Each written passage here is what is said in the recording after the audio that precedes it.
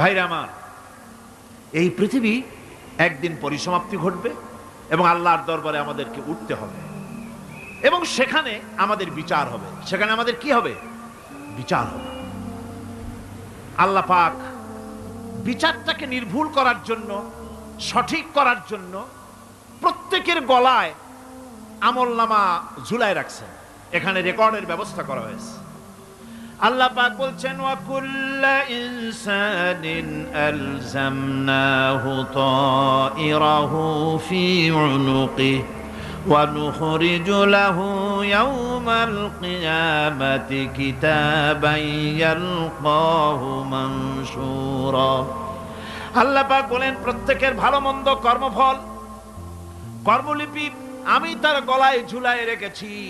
কিয়ামতের দিন সে নিজের কাছে স্পষ্ট সব দেখতে পারবে। কোন জিনিস